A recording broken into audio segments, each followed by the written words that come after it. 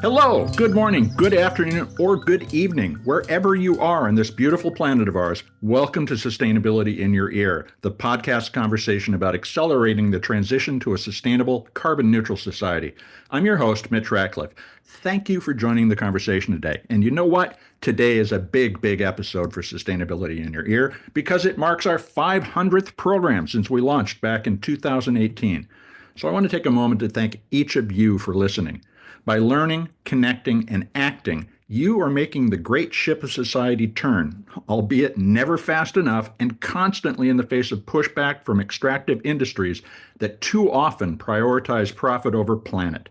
But as you've heard on the program, a new generation of leaders, companies, activists, authors, influencers, and investors are working to make a positive impact. And I'm committed to getting the story out, and I hope you'll continue to share the show to help connect more people to the movement for an environmentally responsible, sustainable, and carbon neutral economy that we can pass on to our children, grandchildren, and many more generations of humans.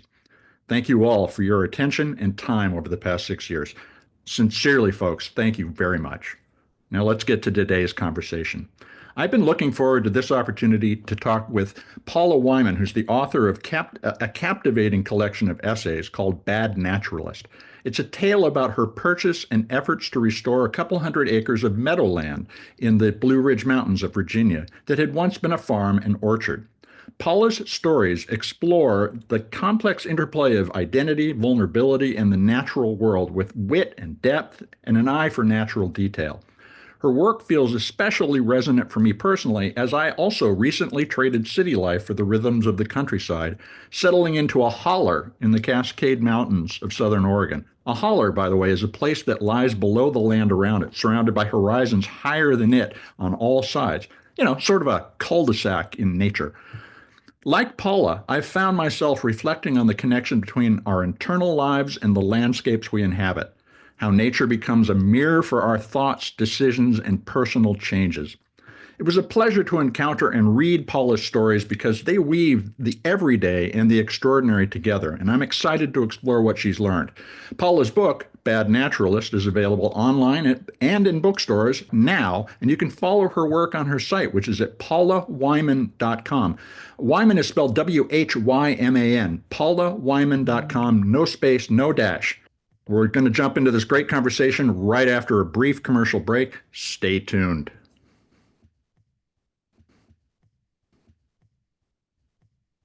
Welcome to the show, Paula. How are you doing today?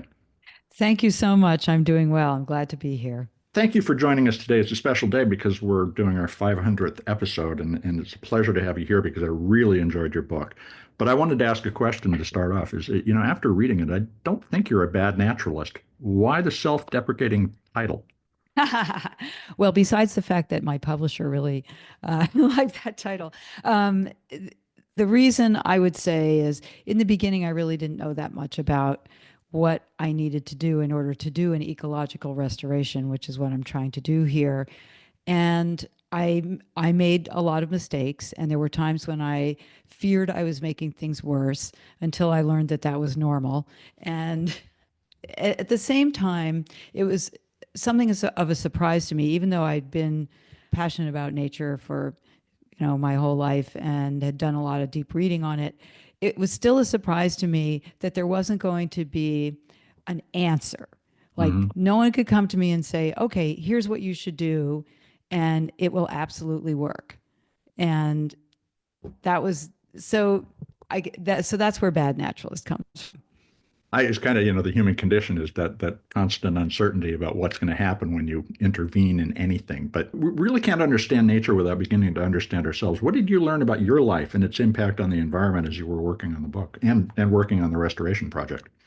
Well, one of the things that really hit me was when I started to understand all the interconnections among species and plants here, and just on such a minuscule level, that there's this caterpillar that will eat a leaf gall that's created by mites on a cherry tree, and there's an ant that protects that caterpillar from being eaten by other things.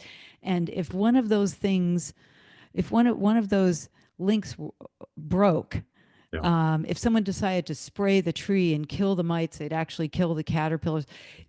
Those kinds of interconnections made me realize that I could also have a very negative effect if I accidentally or with the best intentions did the wrong thing. And even just unknowingly, the things we do every day. I thought about because grew up in the suburbs. I've lived in the city. I've lived in the suburbs. Now I live on a mountain, and all those times in the suburbs, a lot of times, I was thinking of the natural world around me in terms of pests, the Hmm. mosquitoes, the mice, the ants that were coming into my house all the time. And instead of engaging with the natural world where I found myself in a more positive way. So that's something that I really started doing here on the mountain, which I should have done before. Tell us about the land. It's a large track. What does it look like? What's it feel like to stand there?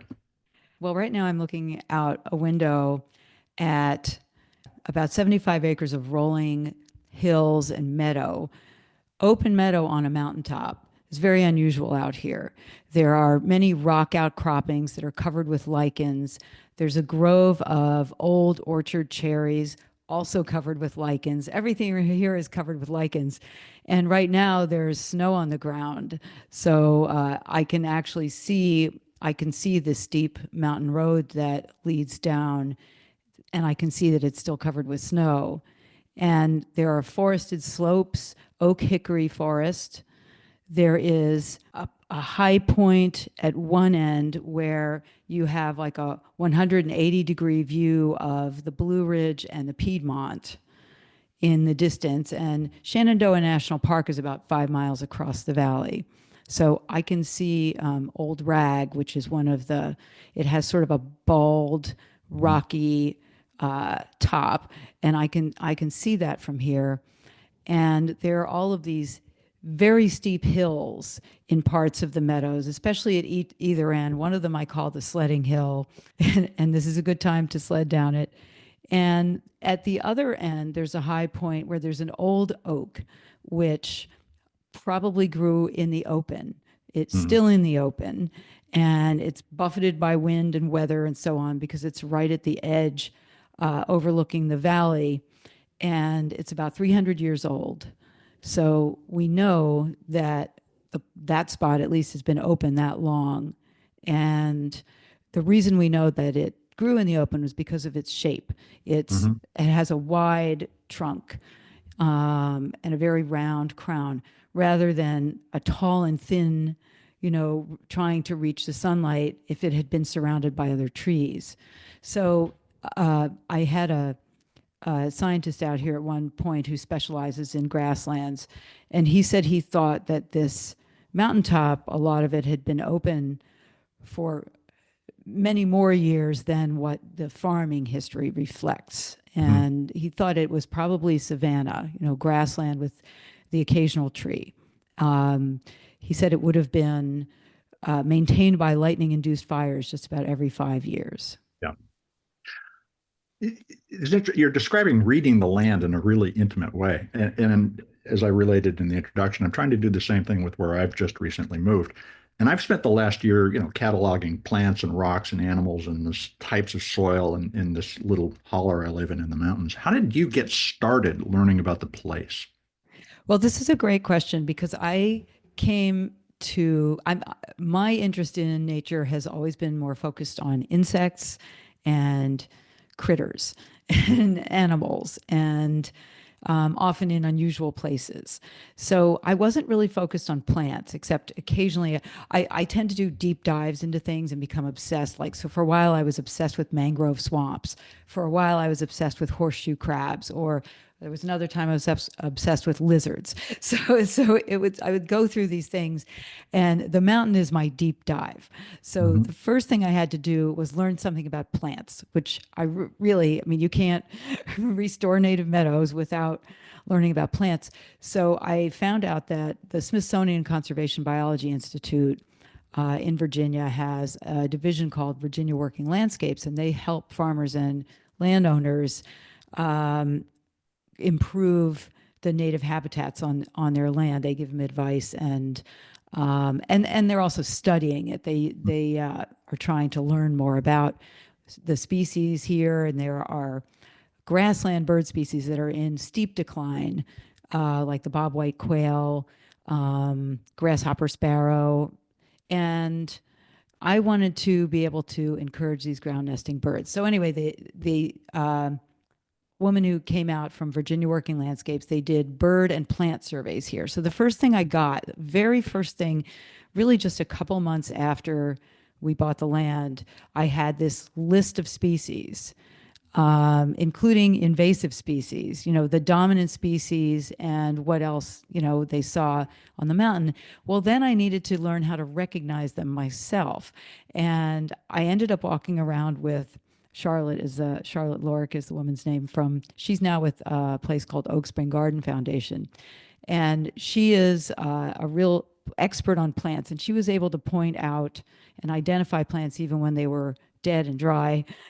and I started learning a lot from her. And every now and then I'd send her a photo and she would say, oh, that's such and such. And then I got a really good app and a bunch of guidebooks, and I'd walk around with juggling these things. So I started to recognize things. I started to learn, and every person I talked with would come out here and walk around with me and point to things. And Yep. I'd meet one person, they'd say, oh, have you talked with so and so yet? So that would lead to the next person, the next person. You kind of weave yourself into the community and the land that way. I mean, writers, a lot of people think writers get people to talk to them because they're writers. But it sounds to me like you could learn this from anybody. It's certainly been the case that I've learned this from my neighbors. What's your Absolutely. advice? What's your advice to somebody who maybe doesn't even have the land, but wants to understand the land that they're surrounded by? What would you suggest they do? What's their first moment? Well, say the first thing I would do is start paying closer attention. Mhm. Just walk around wherever you happen to be and observe and allow whatever it is that engages you most to be the thing that grabs you, because then you'll really absorb it and stick with it, and you'll also learn about the things that are connected with it, Mhm. like with that mite and the caterpillar that I was talking about. I really wanted to know more about this caterpillar and why it ate these mites, and and why it was good for the tree. So one thing leads to another, and I think curiosity inspires more curiosity, and Mhm. then it can eventually inspire action. At least that's the hope. Yeah, in fact, I remember one early in my time here. I walked outside and there was an oak leaf with a gall on it, a giant gall that looked like an alien pod. And then I noticed that they were all over the place, and it was a spider that was inside. It was just kind of tuning into it and then doing the research because I've got hundreds of pictures of rocks in this rock app, hundreds of pictures of insects in an insect app, and trying to get it all in to take it all in is I think maybe the modern mistaken way. The wander, the kind of the browse that you're talking about might be a more fitting way to go about it. You declared early in the book that restoration is the process of moving forward, which suggests we can't really restore or go back to the previous state of nature. Can you talk about that tension between where the land is today and where you want it to be? Sure. The word restoration is really the wrong word, and it's hard to find the right word, because restore implies going back to something. Hmm. And you can't really go backwards with land, because new plants are coming here, new creatures are coming here. You can't erase them. You can manage them, but you may be able to manage them, but you can't erase them. So really it's about moving forward to get to the best possible balance. Balance of what though? Past and future? Yeah, well, it depends on your goals, because and it also depends very much on what you start with, because as in so many things, what you see is what you get. If Hmm. in many ways, um, I was told early on that given the number of native plants that were growing here amid grasses that were left from the cattle farm years and invasive plants that had been brought in various ways, those native plants indicated that there were native plants in the seed bank, seeds waiting in the soil. And if they could get light and water and room to grow, uh, if I could clear out the fescues and some of the hay grasses and the dense mat, I might see those native plants grow back. But it was a big mystery. You don't know. So how do you decide? Well, it really depends on your goals. Yeah. If you're a farmer, you don't want a bunch of milkweed growing in your pasture. Uh, and if you're starting out with 80% non-native plants, then saying, oh, I'm going to get to 80% native plants is maybe, not not the right. You'll just be frustrated. It also depends what kind of place you have. If you're talking about a suburban backyard, well, then you have a much better chance of getting to that 80% and even better. But when you think about this, how would you describe the criteria for thinking about what is natural in a place? Mm. Nature's constantly on the move, migrating, spreading, and also dying off. How do you describe natural when you talk about it? Well, I would say what's unnatural is what people brought in, Hmm. for one thing, and that's as long as the history of humans, but especially in the past few hundred years, what people intentionally and unintentionally brought in on to plant or through shipping, through exotic plant trades in the late 1700s. A lot of it started then. A lot of invasive plants started here that way. Um, to me, if a plant serves the local wildlife community, serves the local community food or shelter Hmm. effectively, then it's fine. But if it's not, if it's doing the opposite, like so Hmm. many invasive plants become monocultures and push out native plants, native plants evolved with native wildlife. So a lot of native wildlife, like pollinators, can't use non-native plants at all, whether they're invasive or not. They can't use them.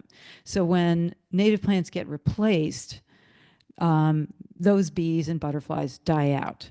Right. And that's a problem for us. It's a problem for the ecosystem, and eventually it's a problem for us as well. So I look at it like if those plants are native, they're probably better serving the local ecosystem, the local community. This is But a how great. you decide what is native, I guess it may be what I, you're asking, but I think it's like over thousands of years or maybe more, the creatures that evolved together with these plants. That's what determines it for me, I suppose. I guess so another way, incumbency. Been there long enough that it actually fits in. But that's Yeah. the challenge that we have is how do we move from not being part of it to being part of it again, which I think is our great delusion that we're not. Yeah, I think I'm trying to remember if it was, I mean, kudzu has been here for a couple hundred years, Hmm. and there it still has no predators. I mean, a deer will Boy, could you use it. nibble on it, but it has no predators, and that's the problem with a lot of the plants that come from elsewhere is that they leave their predators behind, and there's nothing to stop them, and they've developed all of these great, impressive abilities to reproduce and spread in order to defeat those predators so that they can continue to survive at home. But here, all of those abilities just mean that they outperform the plants that actually do feed wildlife and insects here. I want to continue to dig into this, but we need to take a quick commercial break. We'll be right Sure. back. Okay.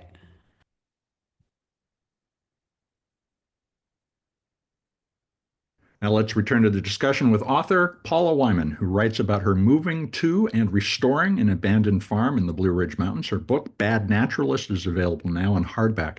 Paula, as we were talking, I'm wondering what bias or misinformation about nature that's propagated by our media and just humans talking to one another should we be vigilant about recognizing and being aware of when we're thinking about decisions about our relationship with nature? Well, I think a great example would be my idealized view of what I thought was going to happen when I lived here. Hmm. I looked out on this meadow, um, and I thought, okay, I'm gonna actually, in general, any place I decided to plant a small meadow, I sort of envisioned myself in this little writer's shed in the middle of this meadow with flowers growing everywhere and butterflies flying around me. I didn't think about ticks or rattlesnakes. I didn't think about wind, um, weather. Uh, and I think that that idealization and that romanticization of nature is really prevalent in a lot of pop culture and marketing. And the other part of it is the idea that nature is going to be pristine, Hmm. um, and this very, like, I don't know, monumental thing. It's sort of intimidating. Like I Not near understand. as Yosemite. That's what we all want to think about. Yeah, I understand. I mean, and I understand and Yeah. agree with leave no trace and all of that. That is all obviously very important. But our national parks and state parks and local parks don't hold the majority of natural space. And I think that that is something that people may not realize, that literally 85% of grasslands are privately owned. More than 50% of forests are privately owned. That means that private landowners have a responsibility to care for that land, maybe not as if it's a national park, but to care for it in a way that will maintain it for whatever local natural community relies on it. Even while, they're farming or doing their recreation, it's possible to do all that. As I think about this, we try to legislate our relationship with nature, right? The boundaries of a national park, Mm-hmm. as you're describing, are kind of this arbitrary line in our minds. Can we have a fixed policy about this, or do we have to roll with nature and follow nature's lead more than we do instead of trying to shape nature? I think we have to manage. Okay. I think that that was the conclusion I came to after a lot of difficulty thinking I could control things. Coming to the suburbs, trying to control mosquitoes, trying to control the mice that kept coming into my attic. Um, I came to it with that word in my head and that tendency to control, and I had to back off and realize that managing, plants were going to do what they were going to do. Animals were going to bring in seeds. Wind was going to to act, and weather was going to act. And I couldn't control any of that, and I just had to. But sort of coaxing things or directing things. I think in my book I said something about like dealing with toddlers. You can kind of try to redirect. But the thing is that the point is that since the beginning, humans have been affecting nature. They've been working on, the natural environment in various ways. And the idea of now, let's just leave it alone and see what happens. I think once we've started managing something, now we have to manage it in the right direction. We can't just let it go and say, maybe a good example. This is not a great example, actually, but sometimes I think of the movement for No Mow May. Okay, in the Northeast, a lot of people, there's a movement to not mow your lawn in May. I think the idea is to somehow help pollinators or Hmm. birds. But if what you've got is a lawn of non-native fescue, not mowing it is not going, all you're Yeah. doing is allowing the fescue to seed and growing more fescue. But what could happen, because I allowed my suburban lawn to grow up for 10 days and I found these flowers in it that I didn't know existed, and some of them were native. So you might find something like that, and that's worth preserving, and then, mow around it. But You talk about art affecting nature, but what is it? One of the delusions that we have is that we're not part of it. yes, That's absolutely true. We carry it with us everywhere we go. And it's funny when we say, I want to be in nature. I want to be closer to nature. I'm like, well, you're pretty close to it all the time. Try to feel it inside for a change instead of looking Yeah. upward. And you dwelt on this in a number of portions of the book, was the role of fire and the way that we try to prevent fire and have prevented fire. And we are actually speaking on a day when a third of LA is at risk of burning to the ground. How has human intervention using fire changed in recent centuries, particularly in the land that you've been on? Early on, like I said, a scientist had told me that this meadow was likely maintained by lightning induced fires every few years. Right. And I don't know about indigenous activity here in this particular spot, but I know that indigenous people, obviously, as we know, used fire effectively. And when, oh, I'm trying to remember what year it was now, but when the Forest Service came along and started suppressing fire, Mm-hmm. that's when, well, I mean, there were fires burning out of control because of trains going through the woods and throwing off sparks, and people didn't know how to stop the fires. So it was a problem. It was a real problem. But the fire suppression was overzealous, and it Yeah. resulted in excessive understory growth in forests. It resulted in the growth of, the succession of fields that had been grassland or meadow before. I think in part it's one of the things that led us to this place where we have these devastating fires. Of course, they're worse because of global warming, but they're also worse because there's all that fuel. Yeah. And if we hadn't suppressed fires for all that time, but now that is starting to change in some places. I, from what I understand, especially out west, they're doing some more understory burns, and I've done prescribed burns here on the mountain, and it's You really have. important for native plants. Yeah, it's very important for I feel native like to plants. set your land on fire. It was really fascinating to watch. Just everything had to be perfect. The wind couldn't be above a Hmm. certain speed. The humidity had to be within certain parameters so it wouldn't burn too much or would burn enough. It was really interesting, and there were seven people out here. Some of them were volunteers. They were with the state Department of Forestry, and so they knew what they were doing. They cut a fire line around a field, and they would start from the outside with these drip torches, and uh, and just seeing a hillside on fire. is, I mean, it's both disturbing and exciting. But then afterwards, afterwards the soil, it kind of almost looks like coffee grounds. It's like this rich color, and uh, the burn I had here was in early March. And so a few weeks later, early spring, I could see things starting to grow. And that was really exciting because it was sort of validating to see, okay, they were native plants coming up, for the most part, native plants. And native plants here are encouraged and aided by fire. They evolved in the presence of fire, and or many of them did.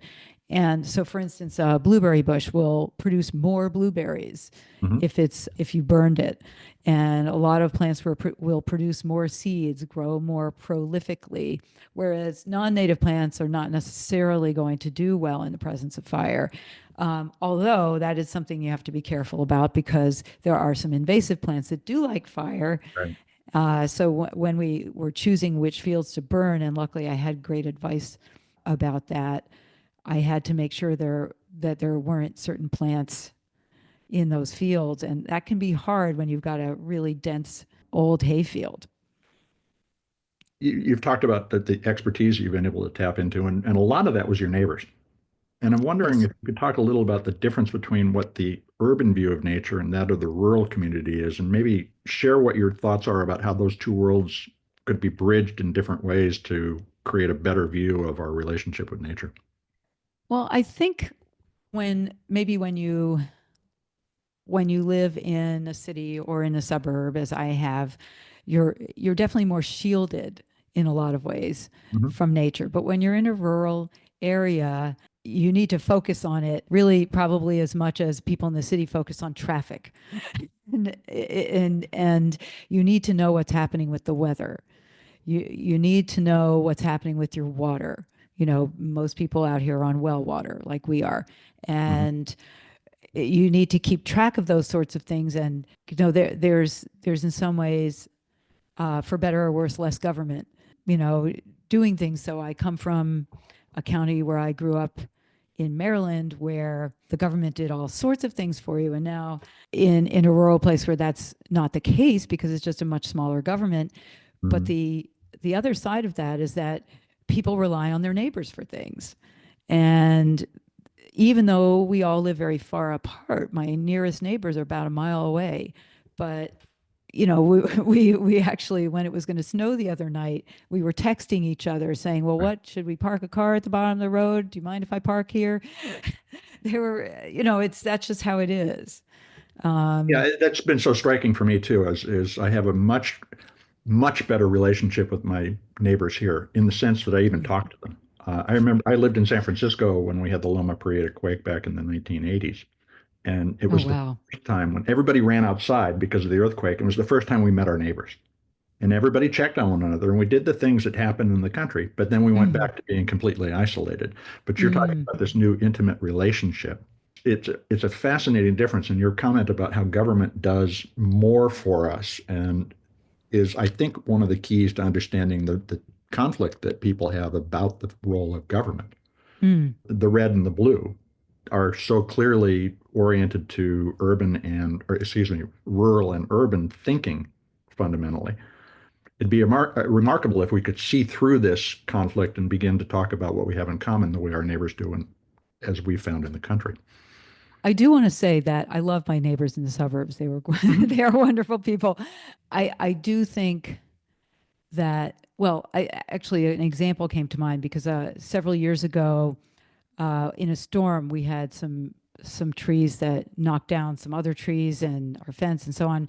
And we found out there was a program in the county where we lived in the suburbs that would help you um, plant native plants Mhm. to, you know, and set up a natural drainage system, like a rock, you know, sort of a rock based drainage system. And so we got that help from the county to do that when we had that happen.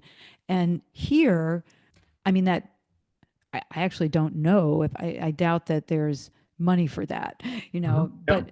But all on the other hand, actually, the Soil and Water Conservation District does help fund cleaning up riparian areas, fencing off streams from cattle, erosion control. So it's a different focus. See, it's Exactly. not making your backyard pretty with native plants. It's really functional Yep. stuff. And so they actually helped me with the tree planting that we did in a riparian area and on an erodible slope. And that was very important and hugely helpful. And in terms of government, I also have received advice from Department of Agriculture, the NRCS, the Department of Agriculture, advises farmers Mhm. on improving native habitats in places where they're not producing, you know. And so I got a huge amount of advice from the government, no money, really, but uh, did we get money? No, just for Well, a forest management plan. it's a different trade-off as we were talking Yeah, about before. yeah, And your neighbors stand in instead of the government a lot more here than yes, they yeah, do in the cities. It's yeah. a I just I'm constantly struck by the animosity that the two sides feel about the support the other one gets. Hmm. And it's challenging to have the conversation at all with city people. I have more of these conversations with folks in the neighborhood because we are often trying to deal with something during fire season, for instance. We all have watch duty and we're all watching what's going to happen. Wow. And there's or with regard to irrigation rights off of the river that we live on. Mm. And that's seen as an imposition if you don't have access to the water. or there are limits on the water. And for those of us who live downstream, that's of a concern. And that tension is actually between the neighbors rather than because of the government's intervention, because it becomes a personal relationship rather than something abstract and far away in DC or in whatever state capital you. So Hmm. it's a really interesting tension. The thing that what you just said about the water, fencing off the streams for cattle Hmm. that is a contentious issue, Hmm. um, because some farmers are eager to do it. Obviously, you don't. I mean, it's healthier for the cattle as well. They've actually shown there are studies that have shown that cattle will gain more weight and be healthier if they're not standing in their own, and drinking it. But when you fence off part of the stream, you're fencing off part of the land. Hmm. And one farmer framed it as, I'm losing 100 acres if they Hmm. fence off my stream. And I was like, really? Is that much? But I'm not sure. It might have been an exaggeration. But the fact is, right now, they'll pay you to do it, they will pay for it. Whereas in a few years, it's going to be mandatory and then they won't pay for it anymore, probably. And you'll be stuck. You'll still have to do it or you'll get fined. Well, and that's the whole idea is being fined for something that feels like a natural part of the relationship with the land, but that relationship with the land is often has ignored the externalities of the folks who are downstream, for instance, or Right. you're thinking about the long-term impact on the production of your cattle herd because they're using a natural water source and standing in their own poop. Hmm. You've been very generous with your time, and I thank you. But I I want to ask appreciate you it. a couple more questions, and one is that Sure. a poodle to the wilderness, so to speak. The same thing, but I have two poodles. And how do you? I've been struck watching these dogs that are so thoroughly bred for human purposes interact with the environment. What's it like watching your poodle, this cultivar, so to speak, like an invasive plant might be too, interact with the meadow? I think she's working on discovering her inner wolf. Hmm. I mean, there's a definite difference in her behavior on the mountain versus in the suburbs. She is just captivated by all the smells. She wants Yeah. to check out everything. She's always sticking her head in the meadow, and I'm always worried about snakes. And, if I let her, she would dash into the meadow, and she always wants to run after deer, Yeah. rabbits. Well, that also in the suburbs. She caught a squirrel in the suburbs one day, and so she's pretty fast. She didn't kill it, um, Well, unfortunately. one of the things you're talking about is this awareness of their environment that I never gave dogs credit for until I watched them. So the river in my backyard is a very narrow creek in the summer, but in the winter is like a 95-foot wide raging torrent. Oh, wow. And it'll go up and down. And as it does, the dogs are out there and you can see that they're going, what happened? Hmm. There's new stuff, there's new smells, and they're so tuned into the land that in a way that you don't get the opportunity to see in the city. Yeah, They're it animals. is it's very interesting. Yeah, they're animals. Exactly. You remember they're animals and what their natural instincts are, especially for the breed. Poodles are really smart Hmm. and goofy and and she is really inclined to just go after smells. Poodles are also retrievers. People don't always know that. So she is really interested in going after animals, but not necessarily killing them, just chasing after them. Yeah. Yeah. When a deer walks through the yard, they just take off. And so we have to watch them very carefully, like you were saying, and worry Do about you have snakes. a GPS or something, or do you have a fence, or what do you do? We have well-trained dogs who, except when the deer races up the game trail that comes through their backyard, will not go where I tell them to. That's good. I haven't quite gotten there yet. GPS, I did see a collar that does that the other day, and I thought, is that too much tech? Yeah. What's next in the journey of restoration? What's on the docket for this summer as you look Well, at the meadow? right now I'm actually waiting to see if I'll get a winter burn. Hmm. I'm hoping to burn several acres of meadow that haven't been burned yet, and then I'll see what grows up in the summer. And also, I have two nest boxes for the American kestrel that were just installed. And I'm supposed to see if I see any of them flying around because they'll start looking for their spring nesting places. The kestrel is in decline in this area, and several organizations are studying the kestrel. So the Smithsonian Grassland Bird Initiative, which is collaboration among these various nonprofits, gave us these nest boxes, put them up so that they can study.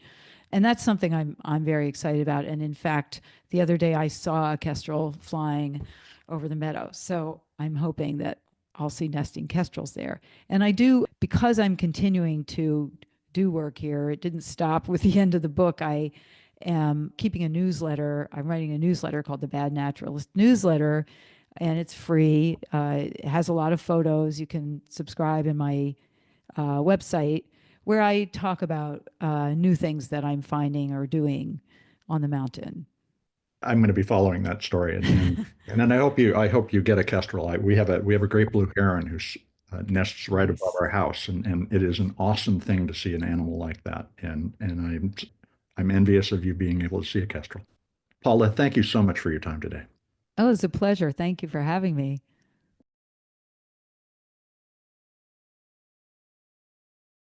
Hey, welcome back. You just heard my conversation with Paula Whyman, author of Bad Naturalist. And you can find her book at Amazon, on Powell Books website, or at your local bookstore now. And I encourage you to sign up for her Bad Naturalist newsletter, which she describes as updates from a writer stuck in bramble, stinking of bear poo. You can find that newsletter and lots more about Paula at paulawhyman.com. That's all one word, no space, no dash. And Whyman is spelled Whyman, paulawhyman.com. And I hope you enjoyed that conversation as much as I did. It was a great 500th episode. Paula's decision to move to and take care of, in the sense that she's decided to preserve and restore it, a plot of land, represents a new option for people who are enabled by technology to stay connected to the economy and earn a living while investing their time and energy in a local relationship with land and people. And I think that's a really interesting new option. It's the opposite of what we usually hear about when we hear the term digital nomad.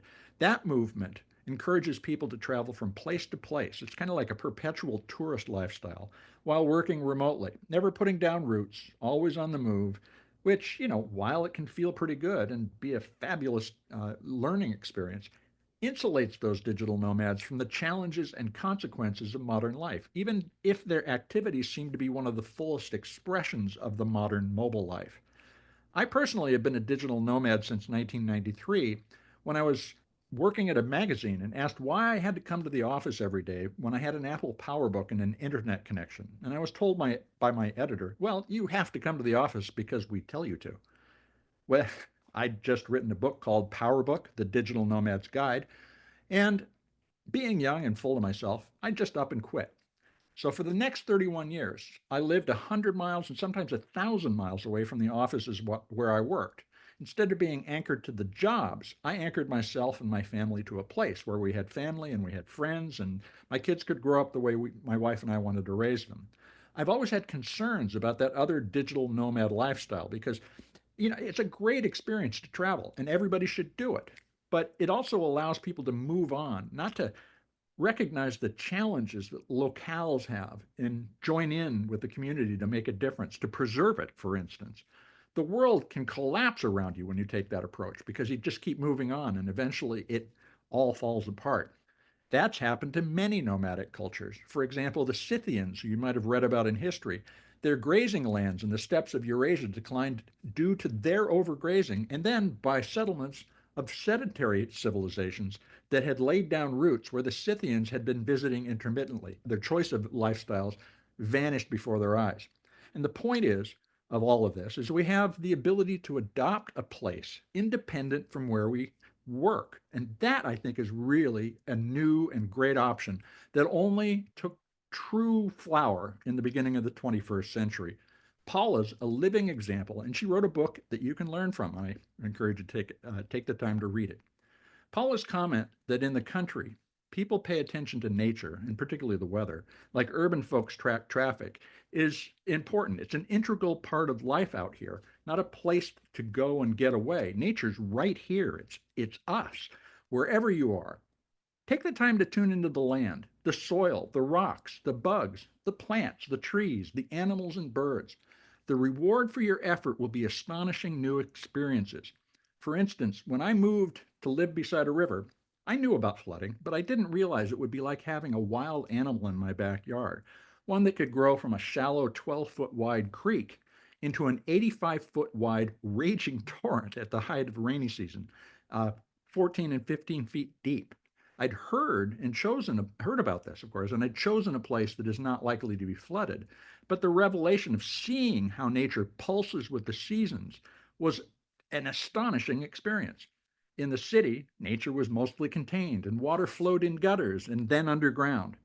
The lesson I took from Bad Naturalist is that around every corner, around every tree, a new discovery awaits. We just have to choose to look. Take it from me, the effort is well worth it. And would you take a look at other episodes of Sustainability in Your Ear? You know, we've got 500 shows to choose from, and share them with your community. Writing a review on your favorite podcast platform will help your neighbors find us. Folks, you are the amplifiers that can spread more ideas to create less waste. Please tell your friends, your family, your coworkers, the people you meet on the street that they can find Sustainability in Your Ear on Apple Podcasts, Spotify, iHeartRadio, Audible, or any fine purveyor of podcast goodness that they prefer. Thanks for your support. And thank you for 6 years of your attention. I'm Mitch Ratcliffe. This is Sustainability in Your Ear, and we will be back with another innovator interview soon. In the meantime, folks, take care of yourself, take care of one another, and really, let's all take care of this beautiful planet of ours. Have a green day.